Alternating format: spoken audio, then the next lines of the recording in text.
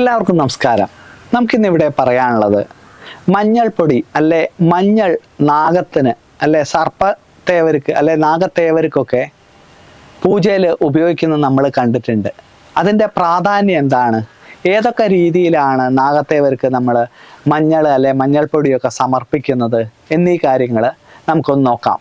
മഞ്ഞൾപ്പൊടി അഭിഷേകം ചെയ്യുന്നത് നാഗത്തേവർക്ക് ഏറ്റവും പ്രാധാന്യമുള്ള ഒരു കാര്യമാണ്. അതിന് വേണ്ടിയിട്ട് നമ്മൾ ശുദ്ധമായിട്ടുള്ള മഞ്ഞൾ വാങ്ങി അത് വെയിലിൽ ഉണക്കി പൊടിച്ചതിന് ശേഷം വേണം അത് ശുദ്ധമായിട്ട് നമ്മൾ തന്നെ ഒരല്ലോ മറ്റോ കുത്തി പൊടിച്ചിട്ടോ അങ്ങനെയൊക്കെ ഉപയോഗിച്ചിട്ട് വേണം. അങ്ങനെ തയ്യാറാക്കിയ മഞ്ഞളാണ് നാഗത്തേവർക്ക് എടുക്കാവൂ. അല്ലാതെ മുളകിൻ്റെ അംശമുള്ള മില്ലിലൊക്കെ പൊടിച്ചതാകുമ്പോൾ ചിലപ്പോൾ മുളകിൻ്റെ അംശം ഉണ്ടാവും. അതൊന്നും ഈ പൂജയിലേക്ക് എടുക്കാനോ കൊടുക്കാനോ പാടില്ല. അത് ദോഷമായിട്ട് വരും. നല്ല ഉദ്ദേശത്തോടു കൂടെ ചെയ്യുന്നത് ചിലപ്പം വിപരീത ഫലമായിട്ട് വരും. അപ്പോൾ ഈ മഞ്ഞൾ, ശുദ്ധമായി പൊടിച്ചിട്ടുള്ള മഞ്ഞൾ നമ്മൾ നാഗത്തിന് അഭിഷേകം ചെയ്യുന്നത് വളരെ വിശേഷമാണ്. പ്രധാനമായിട്ടും ത്വക്ക് രോഗങ്ങൾ മാറാൻ ഈ അഭിഷേകം ചെയ്ത മഞ്ഞൾ പുരട്ടുന്നതും ഉപയോഗിക്കുന്നതും ഒക്കെ വളരെ നല്ലതാണ്. അതുകൂടാതെ മഞ്ഞൾപ്പൊടി പാലിൽ ചേർത്ത് നാഗത്തിന് നിവേദിക്കുന്ന ഒരു രീതിയുണ്ട്.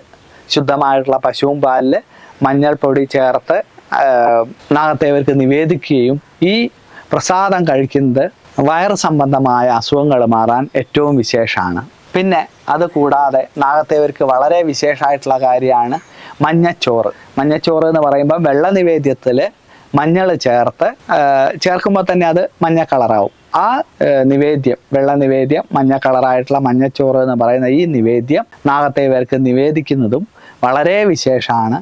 ഇതൊക്കെ ഒരു രാഹു മറഞ്ഞു നിൽക്കുന്നതിൻ്റെ പരിഹാരമായിട്ടും അല്ലെങ്കിൽ നാഗദോഷങ്ങൾ വേറെ പാരമ്പര്യമായിട്ട് വന്നിട്ടുണ്ടെങ്കിൽ അത് മാറാനും മനഃശാന്തിക്കും ത്വക്ക് രോഗങ്ങൾ മാറാനും സന്താന വിഷയങ്ങൾക്കും ഒക്കെ വളരെ വിശേഷമായിട്ട് കരുതുന്നതാണ് ഈ മഞ്ഞൾ കൊണ്ടുള്ള അഭിഷേകവും മഞ്ഞൾ കൊണ്ടുള്ള എന്താ പറയുക പാലിൽ ചേർത്തുള്ള നിവേദ്യവും മഞ്ഞച്ചോറ് നിവേദിക്കുന്നതും ഒക്കെ. അപ്പം നാഗത്തേവരുടെയും നാഗരാജാക്കളുടെ അനുഗ്രഹമൊക്കെ എല്ലാവർക്കും വന്നു ചേരട്ടെ എന്ന് മാത്രം പ്രാർത്ഥിക്കുന്നു. നന്ദി, നമസ്കാരം.